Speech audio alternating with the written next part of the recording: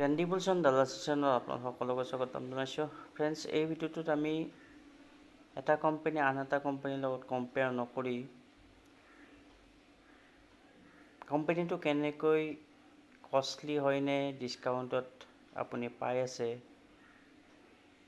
চাব পাৰি, সেই বিষয়ে আমি এই ভিডিঅ'টোত আপোনালোকক জনাম। গতিকে ভিডিঅ'টো শেষলৈকে চাব। নৰ্মেলি আমি এটা ছেক্টৰ যেতিয়া চাওঁ, সেই ছেক্টৰৰ দুটা কোম্পানী আমি সেই ছেক্টৰৰ ইণ্ডাষ্ট্ৰী পিৰ কম্পেয়াৰ কৰি কোনটো কোম্পানী ডিছকাউণ্টত আছে আৰু কোনটো কষ্টলি সেইটো চাওঁ। কিন্তু আচলতে তেনেকুৱা কৰাটো উচিত হয় জানো? কাৰণ যদি আমি এক্সাম্পল হিচাপে লওঁ কোটাক মহিন্দ্ৰা বা এইচডিএফচিৰ পি 18.49 আৰু কোটাক মহিন্দ্ৰা 21.84। এই হিচাপত যদি আমি চাবলৈ যাওঁ, তেতিয়াহ'লে যিহেতু একেটা ছেক্টৰৰে ইণ্ডাষ্ট্ৰী পি ছেম থাকিব, কিন্তু কোটাক মহিন্দ্ৰা যি কাম কৰে একজেক্টলি এইচডিএফচি একে কাম কৰে জানো? নাইবা কোটাক মহিন্দ্ৰাৰ যিটো কাষ্টমাৰ বেছ এইচডিএফচিৰ একে বেছ হয় জানো? গতিকে যিহেতু একজেক্ট দুটা কোম্পানী ছেম কাম নকৰে, আমি ইয়াত আপোনালোকক বেংকিঙৰ কথা কৈছোঁ। যদি আমি টিচিএছ নাইবা ইনফোচিছৰ কথা কওঁ, টিচিএছে একজেক্টলি যি কাম কৰে ইনফোচিছে একে কাম নকৰিব পাৰে, যদিও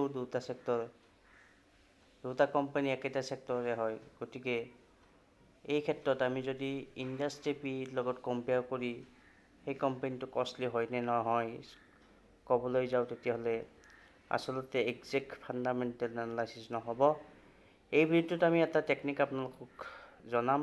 যদি আপোনালোকে এই টেকনিকটো ইউজ কৰিব বিচাৰে কৰিব পাৰে, আৰু কৰি তাৰ ফলাফল পায় নে নাপায় আমাক জনাব। আমি অত্যন্ত সুখী হ'ম। আজি আপোনালোকক কোম্পানী এটা লৈছোঁ, সেই কোম্পানীটো হ'ল কোটাক মহিন্দ্ৰা। ইয়াতে আপোনালোকে মন কৰিব যে এইখন কোটাক মহিন্দ্ৰাৰ EPS আৰু P চাৰ্ট, আৰু আপোনালোকক প্ৰথমতে মই এইখন 1 ইয়াৰৰ চাৰ্ট দেখাইছোঁ। এই 1 ইয়াৰৰ কোটাক মহিন্দ্ৰাৰ মিডিয়ান P 26। মিডিয়ান P মানে আপোনালোকে ধৰি ল'ব পাৰে যে এবছৰৰ কোটাক মহিন্দ্ৰাৰ পিৰ এভাৰেজ 26, আৰু এতিয়া কোটাক মহিন্দ্ৰাৰ পি হৈ আছে 21.8। গতিকে যিহেতু এভাৰেজ কোটাক মহিন্দ্ৰাৰ 1 ইয়াৰত পি 26 থাকে, 26তকৈ যিহেতু 21.8 কম, গতিকে কোটাক মহিন্দ্ৰা আপুনি ধৰিব পাৰে যে এতিয়া ডিছকাউণ্ট প্ৰাইজত ট্ৰেড হৈ আছে, কাৰণ এভাৰেজ পি মানে মিডিয়ান পিতকৈ কোটাক মহিন্দ্ৰাৰ পি কম এতিয়া। গতিকে আপোনালোকে এতিয়া কোটাক মহিন্দ্ৰা লং টাৰ্মৰ কাৰণে বাই কৰিব পাৰে। ঠিক তেনেকৈ আমি 3 ইয়াৰ্ছৰ চাৰ্ট যদি চাওঁ, 3 ইয়াৰ্ছত কোটাক মহিন্দ্ৰাৰ মিডিয়ান পি 31.3 আৰু এতিয়া 21.8। গতিকে 3 ইয়াৰ্ছতো আমি যদি চাওঁ কোটাক মহিন্দ্ৰা এতিয়া ডিছকাউণ্ট প্ৰাইজত ট্ৰেড হৈ আছে। আকৌ 5 ইয়াৰ্ছৰ যদি চাৰ্ট চাওঁ, তেতিয়াহ'লে 5 ইয়াৰ্ছৰ মিডিয়ান পি হ'ল 34.5, এতিয়া পি 21.8। গতিকে 5 ইয়াৰ্ছ হিচাপতো কোটাক মহিন্দ্ৰাই ভালেখিনি ডিছকাউণ্টত আপোনাক ষ্টক দি আছে। গতিকে আপুনি কোটাক মহিন্দ্ৰা ষ্টক কিনিব পাৰে।